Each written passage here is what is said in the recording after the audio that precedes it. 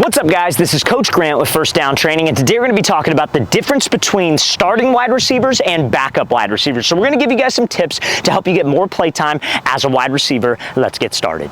So the first main difference between starting receivers and backup wide receivers is going to be knowledge of the playbook, you guys. So many times receivers don't think that they need to know everything. As a receiver, your thought process should be, because here's the thing about receiver, there's 4 spots generally on the field where you could play. You got 2 slots and you got 2 outsides, right? So if you're a guy that only knows the outside receiver position or only knows the slot receiver position, or maybe doesn't know much about either one of them, you're doing something wrong, you guys, because we cannot trust to put you on the field if you don't know how to execute your assignment and execute your job. So what's a way that can help you guys memorize your playbook a little bit better? That would be note cards. So repetition is probably the best way to study something, unless you guys are extremely gifted mentally and you can just look at something one time and be able to roll. Some guys are like that. Most of us are not. I know I certainly wasn't. So something that helped me out a lot was, like, I would never have a physical playbook. I don't think one time in my life I had a physical playbook. It would generally be posted on like Huddle, so like where we upload our film, or we would just go over it in meetings and they expected us to know it. So I always had a notebook, always had a pen. Anytime we had a new play, I'd be writing it down. I would go home and I'd make note cards. On one side of the note card, name of the play, other side of the note card, the full play.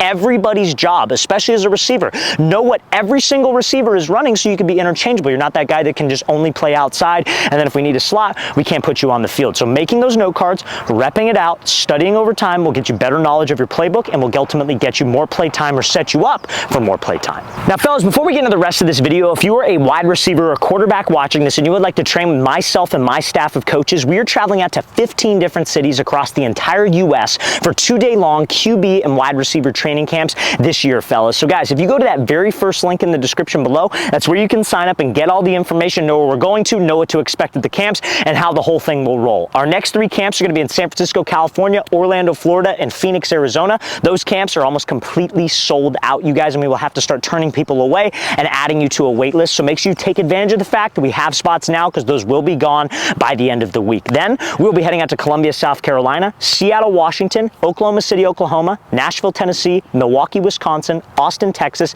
Atlanta, Georgia, Denver, Colorado, Columbus, Ohio, Boston, Massachusetts, Salt Lake City, Utah, and finishing off our camp tour in Los Angeles, California. So guys, local to any one of those cities, I promise you all of them will sell out here within the next couple of months. Take advantage of the fact that we have open spots. Very first link in that description below. We'd love to see you there.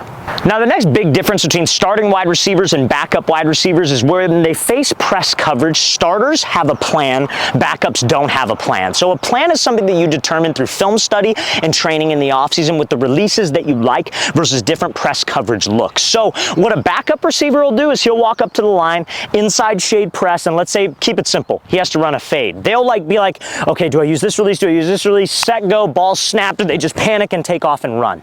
Exactly what the DB wants you to do if he's inside shade press. And again, it varies based on the press coverage, what he's trying to do, but this is just an example. Generally, where his leverage is, he doesn't want you to run there, and he wants to force you to the opposite direction. So in this case, he's inside shade, doesn't want you to go inside, wants to force you outside. But if you panic and just take off, he's going to force you to that sideline, and good luck getting a pass from a quarterback if you're right on the sideline. So what a starter does, he comes up to the line, he sees that that's the look, he has about 5 or 6 different releases in his head that he knows he likes versus different press coverage looks. The different looks you'll see: inside shade press, head up press, outside shade press, inside shade catch where he's 2 yards off, head up catch where he's 2 yards off, outside shade catch where he's 2 yards off. So you should have a plan of action for all of those looks. So when you come up to the line, bam, I already know what I'm going to do. It's freaking instinct. I've repped it out. I'm comfortable with the release. So a starter would do a crossover to attack his leverage, move him. Okay, now I'm going to release to the outside. That's how you guys have to work your releases. So that's one of the biggest difference when it comes to press coverages. Make sure you have a plan. Now, the next big difference between starters and backups is that starters have an understanding of play concept timing, and backups don't really have an understanding of that, you guys. So think about it from a quarterback perspective. On plays, he has a first read, second read, third read, right? So let's say, for example, you were running a corner route, okay? So that's a route to the sideline. More often than not, probably 98% of the time, I would honestly argue and say probably 100% of the time, that is either going to be the quarterback's first read or second read. So you are early in the progression, which means the progression succession of reads that the quarterback has to make before he throws it. So if I'm running a corner, I need to have the football IQ that I can't waste time with my route. So I'm not coming off the ball, hesitating, doing a skip mid-route, giving a long move, because the quarterback's gonna be like, man, where the hell is this guy? And then he's gonna move on to another receiver, another read, or they're gonna pull you out of the game. That's what backups do. Starters understand, okay, I'm running a corner, QB's getting me the ball early, I better get off the ball fast, and my move better be fast. Are there times where you can take your time? Absolutely. Let's say, for example, you're running a dig. That could be first read or last read. And let's say the QB is working the left side of the field and you're the backside read. So maybe he's going first read, second read, you're the third read. I could take a little bit more time with my route and maybe do something a little bit more creative if the play concept or the defense might call for it. So you need to have that football IQ if you want to be a starting wide receiver. Now, fellas, the next big difference I want to talk to you about is catching. If you are not a reliable pass catcher, we cannot have you on the field. So starters have very reliable hands. Backups, if you're like even just like, you know, a 75% guy, I'm probably not confident to throw you the ball. And as a coach, I'm not the most confident to have you on the field. So you need to have good hands. So what can you do to improve your hands, right? Because I'm just going to tell you, have good hands.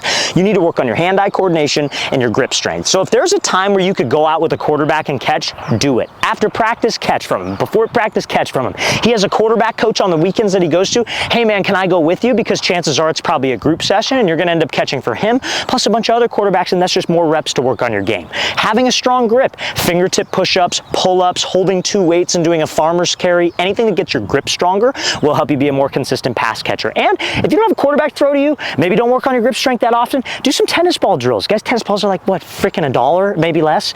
Get a tennis ball, go up against a wall, close your eyes if you want to make it harder. Close your eyes, throw it off the wall, you hear it hit the wall, open your eyes, catch it and track it. That's all hand-eye coordination. Catching smaller objects will make it easier to catch a bigger object, which is a football. So you need reliable hands, and that's one of the biggest differences that you see between starting and backup wide receivers. Now, the next difference I want to discuss with you guys is guys who are not willing to play special teams or defense, okay? So this might be kind of like weird for you to think about because we're talking about starting receivers, and now I'm talking about special teams and defense. Here's the thing, guys. Like, if you're an underclassman, like you're a freshman, sophomore, you want to get more play time on varsity or JV or whatever you're on, like you're like young. So like they don't really necessarily know you that well. They don't know if they could trust you. They don't know if you're responsible. They don't know if you can execute. Maybe your guy's really good in practice and then in the game you crap your pants and you're not that good. What you need to do is you need to find any type of way to prove yourself and prove that you're a reliable player, okay? So I used to coach high school football and coach it for a year. Wasn't really my thing. But I remember meetings that we had when like we had a receiver who was playing really bad, who was just strictly a receiver. What we would do is we'd have probably like 8 athletes who were backup receivers, right? Like generally. And we'd be like, okay, who do you think could fit his spot? The guys that we would fill that spot with were dudes that were playing special teams and defense. You know why? Because we were like, okay, he executes on defense. He's smart. He knows the game. He knows his playbook. He does what we ask him to do. Guys who play special teams, hey, he does really well on special teams. Maybe we give him a shot because we have more trust. But if you're just a guy who's just a receiver and you're just like, oh, I'm just a receiver. I don't want to play special teams. I don't want to play defense. Like, then it's like, okay, dude, like all you really have is drills at practice and maybe scout teams. So try to play multiple spots. If you're willing to do anything to get on the field, that's one of the best things you guys could do to increase the amount of trust that a coach has in you, because generally that's the main reason why you don't play is coaches don't trust you. So playing special teams and defense is something I recommend.